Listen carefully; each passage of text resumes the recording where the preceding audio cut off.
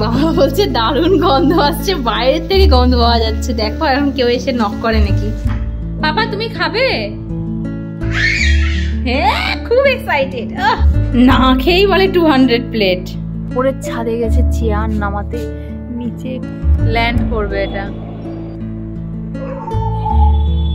ওদিকে আবার বাজি পটকা ফাটছে, আতশবাজি।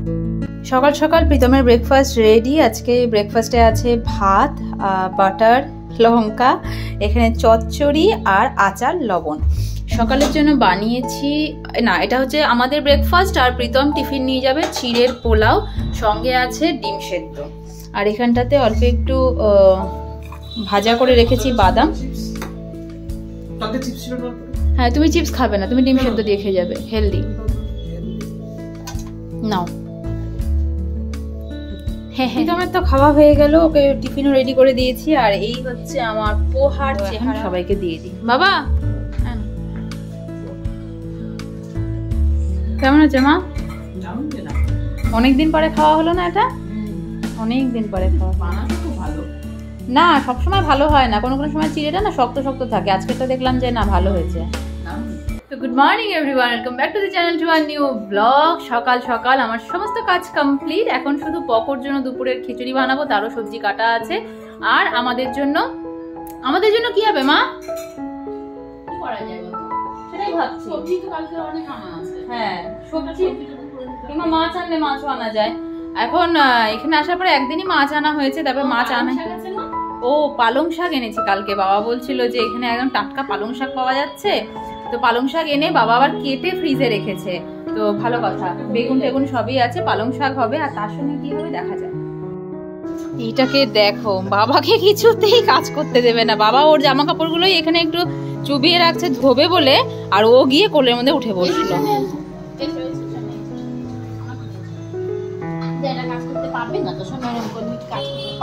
এটা কথা হলো? হ্যাঁ এটা কথা হলো, কেন এটাকে ডিস্টার্ব করছো? যেদিন করে প্রীতমের মর্নিং শিফট থাকে সেদিন করে আমাদের সমস্ত কাজ তাড়াতাড়ি হয়ে যায়।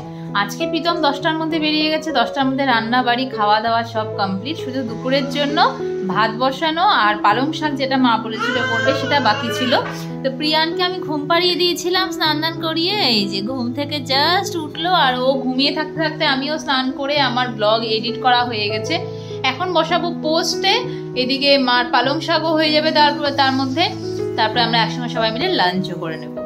পকলে ঘুনু হয়েছে, পকলে ঘুনু দিয়ে উঠে গ্লাসে মুখ দিয়ে কি খাচ্ছে? গ্লাসে তো জলই নেই, বলো কি খাচ্ছে পকলে? তবে বলো।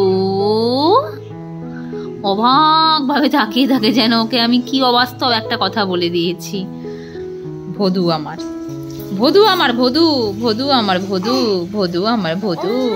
বদনি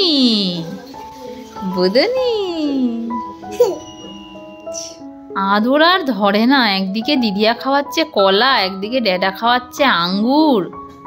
কি করছিস পগলে, তুই কি করছিস? এত ভালোবাসা আল্লাদে আতখানা হয়ে যাচ্ছিস তো।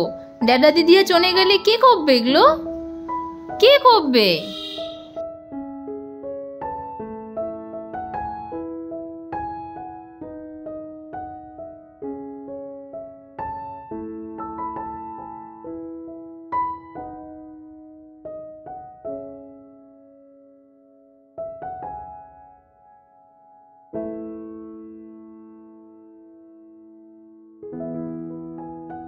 মা এখানটাতে বসে বসে পুরোনো সব ব্লগ গুলো দেখছে, বলছে যে আমি তখন কত মোটা ছিলাম। সত্যি সত্যি যারা আমার আগের ব্লগ গুলো দেখেছো, মানে পকো হওয়ার পরে আমি কতটা মোটা ছিলাম এখন মিলিয়ে, তাই না নিজেই হাসছি দেখে দেখে। পুরো মুখটা আমার গোল ছিল।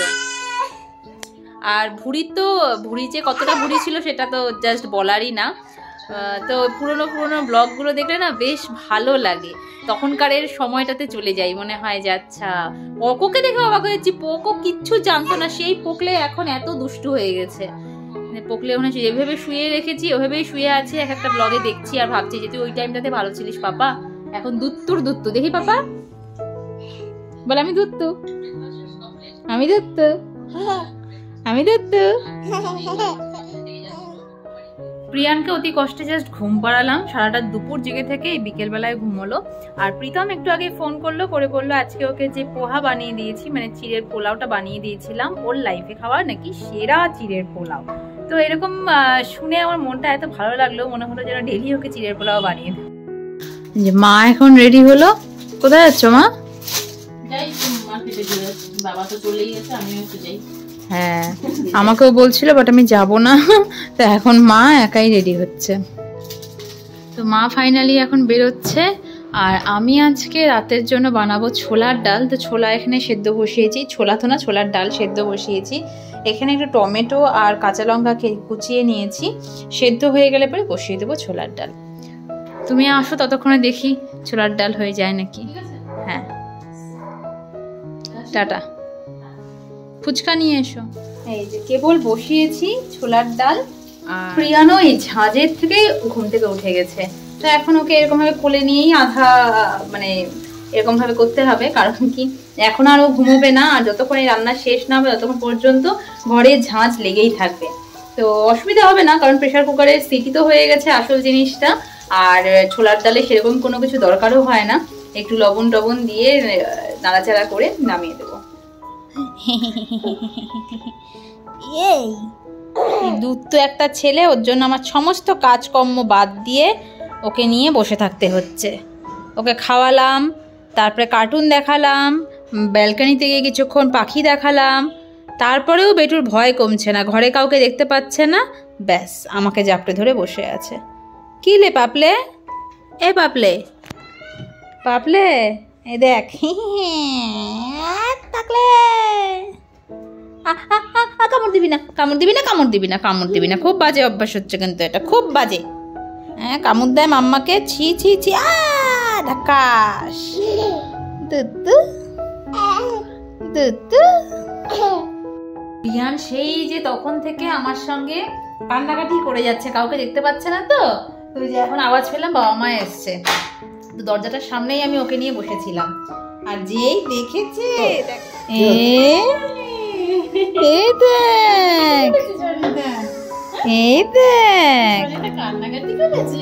এতক্ষণ ধরে দেখতে পাচ্ছে না কাউকে, সেই হ্যাঁ যখন গেছো তখনই। ছানু ছনরি বাজার, এই যে আরেকটা, সেদিন 3-3টে নিয়ে এসেছিল, আজকে আবার আরেকটা নিয়ে এসেছে। হ্যাঁ তোরই মজালে ছনে, ওই যে হাত পাতে দাও, ওকে দাও দেখি, আজকেটা দেখি একটু মা। ও মা এই কালারটা ছিল না ওর, বাহ তোর বাজারই বাজার পাপলে, তোর কত বাজার পাপলে, তোর কত বাজার, কত ড্রেস তোমার। এই যে ফুচকা, ফুচকা নিয়ে এসেছে আমার জন্য। আর এখানে হচ্ছে জল, আবার এখানটাতে আলাদা করে আলু, আমি নিজে বানিয়ে খাবো। তোমরা খেয়ে এসছো? তো বাবা মা আসার পরে আমার রান্নাও কমপ্লিট হয়ে গেল। এখানে ছোলার ডাল যেটা আমি আগে করে রেখেছি, আর এই যে এখন বানালাম পরোটা। তো প্রিয়ানের খাওয়াও কমপ্লিট। এখন প্রীতম এলে পরে বাবাকে আর প্রীতমকে দুজনকেই দিয়ে দেবো ছোলার ডাল আর পরোটা। আর একজন এখানটাতে ঘুমের তো নাম নেই, খেলাই শেষ হয় না পাপে, খেলাই শেষ হয় না। আজকে সন্ধ্যাবেলায় আমাদের টিফিন হচ্ছে পাকা পেঁপে, মা কাটছে এখানে পেঁপে, আর প্রিয়ান এখানে কি হচ্ছে পাপা, পেঁপে এক দৃষ্টিতে তাকিয়ে আছে, কতক্ষণে কাটা হবে আর কতক্ষণে মুখে যাবে। সারাটা দিন যেরকম তেরকম গেল, আর এখন বসিয়েছি, এখন বানাচ্ছি আমি একটা স্পেশাল জিনিস, চিকেন 65। হঠাৎ করে আজকে ইচ্ছে হলো একটু চিকেন 65 বানিয়ে খাওয়ার, তাই জন্য এখন প্রায় হয়েই এসেছে, শুধু ওপর দিয়ে একটু স্প্রিং অনিয়ন ছড়িয়ে দেবো, সেটা আনতে বাবা গেল এখন বাজার। বাবা এলে পরেই উপর দিয়ে স্প্রিং অনিয়ন দিয়ে ওটাকে সার্ভ করে নেব। এই যে বাবা নিয়ে চলে এসেছে স্প্রিং অনিয়ন আর ক্যাপসিকাম, ক্যাপসিকাম একটা ছিল ওটা দিলাম। দাঁড়াও চেহারাটা একটু দেখাই আমি, এই যে এই হচ্ছে চেহারা। বাবা বলছে দারুণ গন্ধ আসছে, বাইরের থেকে গন্ধ পাওয়া যাচ্ছে, দেখো এখন কেউ এসে নক করে নাকি। খেতে কেমন হয়েছে সেটাই হচ্ছে আসল, দেখতে তো দারুণ হয়েছে।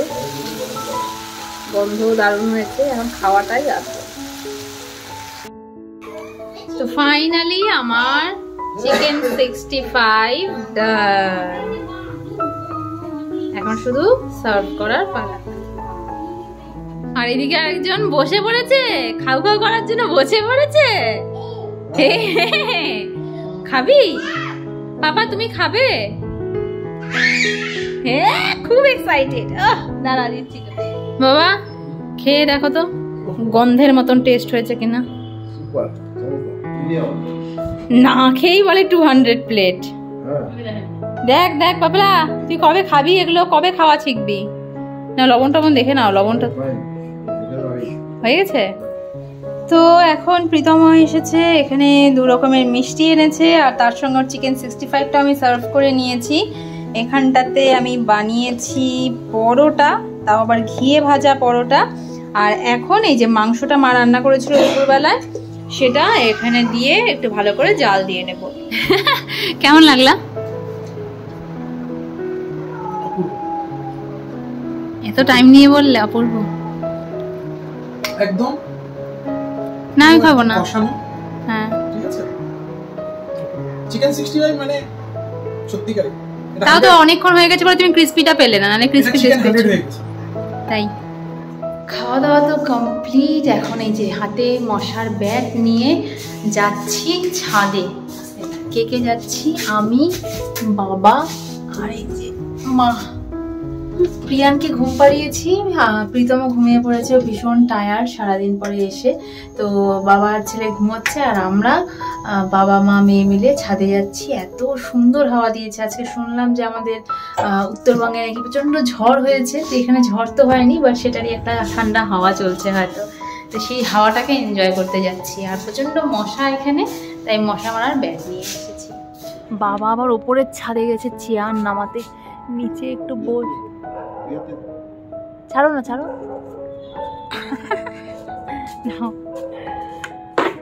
অবস্থা, নিচে চেয়ারগুলো রাখা থাকে, আজকে দেখি সব ওপরে চেয়ার রাখা। ওইদিকে একটা চেয়ার আছে, যে কালো রঙের চেয়ারটা। আমাদের ট্যাঙ্কিতে কতটা জল আছে একটু দেখে নাও। তো ভর্তি? বাবা দেখে নিয়েছে, একদম গ্রিন সিগন্যাল। বসো। আর ওই যে ফ্লাইটের পর ফ্লাইট এসে যাচ্ছে, এই যে ইয়েলো লাইটটা দেখা যাচ্ছে, ওটা হচ্ছে ফ্লাইট আসছে। এখনো দূরে আছে, যখন কাছে আসবে মনে হবে একদম মাথার উপর দিয়ে যাচ্ছে। স্পেশালি আমরা নিচের ছাদে আছি, যখন ওই ওপরের ছাদে থাকি না, মনে হয় যেন হাত দিয়ে ছুঁতে পারবো, এত নিচ দিয়ে যায়। আর এই যে সামনে দেখা যাচ্ছে পুরো লাইটিং এ লাইটিং, এটা হচ্ছে এয়ারপোর্ট টার্মিনাল। হ্যাঁ, এটা টার্মিনাল 3। মধ্যরাত বাবা মা আমি দিল্লির ছাদে বসে এরকম ফ্লাইট দেখছি। কখনো ভাবিনি সত্যি সত্যি যে দিল্লিতে সেভাবে সংসার করব, বাবা মা প্রীতম পকো সবাইকে নিয়ে এত সুন্দরভাবে সবটা সামলে নেব, এটা সত্যি সত্যি কখনো ভাবিনি। বাট যাই হোক, এখানে এসে দিনগুলো তো বেশ ভালো কাটছে, আশা করছি আগামী দিনগুলোও খুব ভালো কাটবে। তো চলো, আজকে প্রীতম আর পকো দুজনেই ঘুমিয়েছে, তো আমরা অনেকটা সময় পেয়েছি এরকমভাবে গল্প গুজব করে একটা শান্তশিষ্ট পরিবেশে একটু সময় কাটানোর। তো আজকের মতন ব্লগটাকে আমি এখানটাতে এন্ড করছি। দেখা হচ্ছে কাল নতুন একটা দিনের সঙ্গে, নতুন একটা ব্লগের সঙ্গে। আর ওই দূরে দেখো বাজি পটকাও ফাটছে এত রাতে, কেন? হয়তো কোনো বিয়ে বাড়ি আছে বা কিছু। তো খুব সুন্দর লাগছে ছাদের মধ্যে, চারদিকে লাইটিং, একদিকে বাজি পটকা, তো একদিকে এয়ারপোর্টে ফ্লাইট ল্যান্ড হচ্ছে। তো আজকের মধ্যে এখানে ব্লগটাকে এন্ড করছি। সবাই খুব ভালো থেকো, আনন্দ করে সাবধানে থেকো, আর অবশ্যই চ্যানেলটা সাবস্ক্রাইব করো।